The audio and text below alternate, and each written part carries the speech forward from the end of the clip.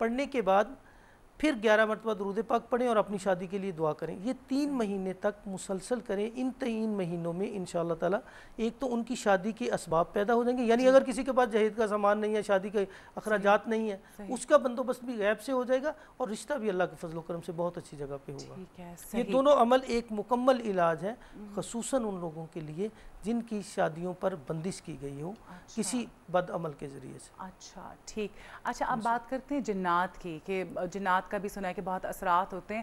تو جنات سے چھٹکارا پانے کے لیے, ان کو بھگانے کے لیے, ایسے جنات جو نقصان پہنچاتے ہیں, کچھ تو ایسے ہوتے ہیں کہ جو بے ضرر ہوتے ہیں, نقصان نہیں پہنچاتے, لیکن ایسے جنات جن سے آپ کو نقصان پہنچ سکتا ہے یا جو آپ کو تنگ کر رہے ہیں, ان کے لیے آپ بتائیے کہ کیا کیا جا سکتا ہے؟ اصل میں جب جنات گھروں میں ہوتے ہیں تو ہم لوگ پریشان ہو جاتے ہیں. فلاں بابا جی کے پاس چلے گئے, فلاں عامل صاحب کے پاس چلے گئے, تو پتہ چلا جی انہوں نے بکرے منگوا لیے, یا جی بہت سارے لوگ تو الو بھی منگوا لیتے ہیں, تو وہ جو جانے والا ہوتا ہے وہ الو بن جاتا ہے. اس کا بہت آسان سا حل ہے. گھر کا کوئی بھی فرد یا باہر سے کسی بھی شخص کو لا کر وہ غسل کرے. غسل کرنے کے بعد وہ دھلے ہوئے کپڑے پہنے اور 2 رکعت نماز تحیت الغسل کی نیت سے ادا کرے. سلام پھیرنے کے بعد 11 مرتبہ درود شریف پڑھ کر ایک پین اور کاغذ پہلے سے رکھ لیں, قرآن پاک اپنے پاس رکھیں, سورۃ النمل نکالیں. سورۃ النمل کی آیت نمبر 30 اور 31 ہے. اوپر لکھیں بسم اللہ الرحمن الرحیم, نیچے یہ دونوں آیات لکھیں انہ من سلیمان و انہ بسم اللہ الرحمن الرحیم اللہ تعالی علیہ وآتونی مسلمین. یہ 7 مرتبہ نیچے لکھ لیں اور اس چارٹ کو گھر کے درمیان میں کسی بھی جگہ پہ لگا دیں. فوری طور پر جنات کا دخل اس گھر سے ختم ہو جائے گا اللہ کے فضل و کرم سے, زبردست. اور اس کا کوئی نقصان نہیں ہے. اچھا ہمارے ساتھ جی السلام علیکم. وعلیکم السلام, کون ہے ہمارے ساتھ؟ میں لبنہ راولپنڈی سے. جی لبنہ, کیا حال ہے آپ کا؟ ٹھیک, آپ ٹھیک ہیں؟ میں بالکل ٹھیک ٹھاک ہوں, آپ کے سامنے ہوں. پروگرام دیکھ رہی ہیں آپ؟ ہاں جی دیکھ رہی ہیں, بہت مشکل سے کال ملی ہے. اچھا چلیں آپ پلیز ٹرائی کرتے رہا کیجئے. میں تہہ دل سے آپ لوگوں کا شکریہ ادا کرتی ہوں جو لوگ ہمیں کالز کرتے ہیں. آپ کیا پوچھنا چاہیں گی؟ اس وقت طارق صاحب ہمارے ساتھ موجود ہیں. کوئی مسئلہ میری ڈیٹ آف برتھ ہے 11/7. آپ اپنا نام بتائیے. میرا نام لبنہ. اچھا آپ کی والدہ کا نام؟ فریدہ اختر. فریدہ اختر. میں نے اپنے ہسبینڈ کا بھی بتانا ہے بھئی, ہمارے آپس میں بھی بہت اور ویسے بھی فائنینشلی بہت مسئلے ہیں. اچھا آپس میں پھڈے ہوتے ہیں؟ ہائے اچھا چلیں ٹھیک ہے, وہ باہر گھر کا مسئلہ ہے. آپ اس بارے میں ہم تھوڑا بتا چکے ہیں پہلے سیگمنٹ کے سٹارٹ میں, لیکن ہم دوبارہ سے اس پہ آپ کو بتا دیتے ہیں. Financial crisis. اچھا اس میں ایک کامن چیز میں بتا رہا ہوں سب لوگوں کے لیے جن کو یہ مسائل ہے. اچھا خاص طور پہ آپ نے یہ دیکھا ہوگا کہ سورہ یاسین قرآن پاک کا دل ہے جی, اور سورۃ رحمان قرآن پاک کا زیور ہے. صحیح. بیوی اپنے شوہر کے گھر کا زیور ہے. صحیح. جب کوئی بھی بیوی سورۃ رحمان اس نیت سے پڑھتی ہے, اللہ تعالیٰ سے یہ نیت کرتی ہے کہ اللہ تو نے سورۃ الرحمان کو قرآن پاک کا زیور بنایا اور مجھے میرے شوہر کے گھر کا زیور بنایا. میں تجھ سے جو تو نے سورۃ رحمان میں قوت عطا کی ہے, سورۃ رحمان کو یہ اس میں فضیلت اور برکت رکھی ہے, اس کی برکت سے اپنے شوہر سے متعلقہ فلاں کام جو ہے اس میں تیری غیبی مدد چاہتی ہوں. واہ. تو اس میں اس کی غیبی مدد ہوگی. میں اس حوالے سے آپ کو بتاؤں, ایک خاتون کا مجھے فون آیا کہ میرے شوہر غصے سے جھگڑ کر گھر سے گئے ہیں اور طلاق دینے کے لیے کاغذ تیار کروانے گئے ہیں, تو آپ فوری مجھے بتائیں, ایسا نہ ہو کہ وہ واپس آئے اور مجھے طلاق ہو جائے. میں نے اسے یہی بتایا. اس نے سورۃ رحمان پڑھنی شروع کی. جب اس کے شوہر آئے, طلاق کے کاغذات ان کے ہاتھ میں تھے, انہوں نے دیے اور اس کے سامنے پھاڑے اور بیوی سے معافی مانگی, جبکہ بقول بیوی کے قصور بھی اسی کا تھا. اچھا. اور اگر کسی کے شوہر کا روزگار نہیں ہے تو وہ یہ دعا کر سکتی ہے. شوہر سے جو بچے ہیں ظاہر ہے ان کے متعلق اگر کوئی بھی مسئلہ ہے, ان کی تعلیم کے حوالے سے ہے, ان کی ملازمت کے حوالے سے ہے, یا ان کے کاروبار کے حوالے سے ہے, تو سورۃ رحمان ایک ایسی چیز ہے خصوصاً بیویوں کے لیے ایسی بڑی زبردست قسم کی نعمت ہے کہ وہ اس سے بڑا زبردست فائدہ اٹھا سکتے ہیں. پلیز اس سے فائدہ اٹھائیں. جتنی بھی بیویاں اس وقت دیکھ رہی ہیں پروگرام, پلیز اس سے فائدہ اٹھائیں اور اپنے گھر کو جنت بنائیں. اچھا, اور وہ جو میں نے دودھ والا اور پانی والا دودھ والا نسخہ, ہاں جی وہ کچی لسی.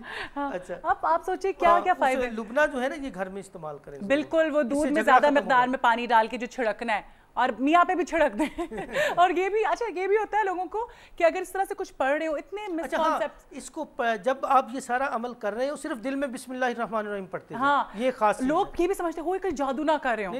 یہ اپنی بعض اوقات ہوتا ہے اتنے مس کانسیپٹس ہیں کہ اگر آپ کچھ اس طرح کی چیز کر رہے ہوتے ہیں تو اللہ معاف کرے تو وہ کہتے ہیں پتہ نہیں کیا پڑھ کے پھونک رہے ہیں. لیکن آپ یہ کیجئے گھر کی دیواروں پہ چھڑکیں چاروں طرف تاکہ سارے آپ کے معاملات طے ہو سکے. اچھا اس کے علاوہ جو سب سے اہم مسئلہ آپ کو پتہ ہے کہ پاکستان کی اکانومی بھی اتنی ڈاؤن ہے, اس کے علاوہ لوگ پریشان ہیں, کاروبار نہیں چل رہے ہیں.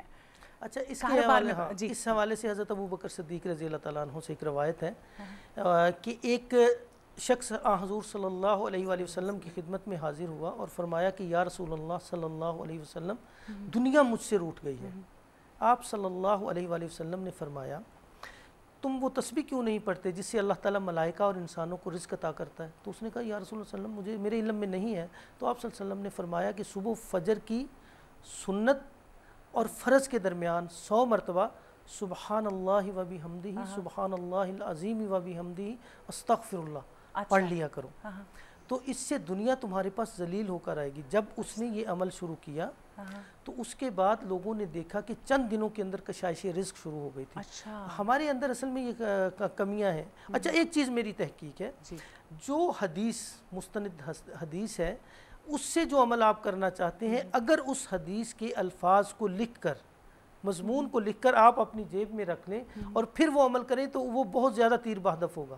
اس کے اثرات بڑی تیزی سے مرتب ہوں گے. مثال کے طور پر یہی جو میں نے آپ کو حدیث سنائی ہے, اگر اس حدیث کو لکھ کر اپنے پاس رکھ لیں اور جب عمل شروع کرنے لگے تو اس کو دیکھ کر ایک مرتبہ پڑھ لیا تو اس سے تاثیر جاری ہو جاتی ہے اور وہ فوری طور پہ اثر انداز ہوتی ہے. یہ ایک بڑا زبردست نسخہ ہے. اس کے علاوہ سورۃ توبہ کہہ رہا ہوں, سورۃ الطلاق ہے, اس کی آیت نمبر 2 کے آخری حصے سے اگر شروع کیا جائے, یعنی یہ بہت آسان عمل ہے کہ فجر کے بعد اور سونے سے پہلے اول آخر 5 مرتبہ درود پاک پڑھیں اور وَمَن يَتَّقِ اللَّهَ يَجْعَلْ اللَّهُ, یعنی وَمَن يَتَّقِ اللَّهَ سے شروع کر کے تیسری آیت کو کمپلیٹ کرنا ہے.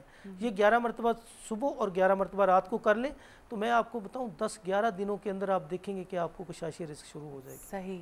اچھا اس کے علاوہ ایک اور جو بڑا مسئلہ ہے نظر کا, نظر لگ جاتی ہے, بچوں کو لگ جاتی ہے. جیسے آج میرا میک اپ آرٹسٹ کہ آپ کالا ٹیکا لگا لیں, میں نے کہا کوئی مجھے اور چیز کو دعا پڑھ کے پھونک دو.